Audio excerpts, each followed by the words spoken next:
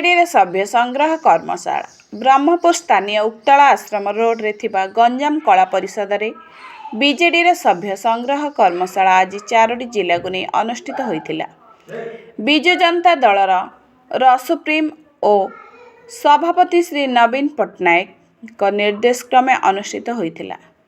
एथिरे मुख्य अतिथि भावे अतनु सब्यसाची नायक और सम्मानित अतिथि भावे पूर्वतन बाचस्पति प्रदीप अहमद महोदय और गंजाम जिलार समस्त विधानसभा प्रार्थी विधायक और विधायिका ब्रह्मपुर सहरर पूर्वतन सांसद उपस्थित थिले। गंजाम जिला सभापति और महिला सभानेत्री एवं वरिष्ठ बीजेडी नेता माने उपस्थित थिले।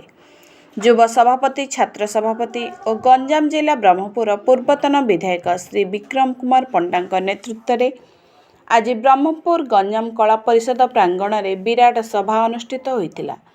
प्राय 1000 विजु जनता दलर कर्मी माने उपस्थित थिले। आज गंजाम जिल्लारू आरंभ होइथिबा सभ्य संग्रहर शुभारंभ हैला। विजु जनता दल आगामी पंचायत निर्वाचन में वर्तमान बीजेपी सरकार को उचित जवाब देव बोली एथिरे संदेह नाही बोली वरिष्ठ नेता माने मतपोषण करथिले।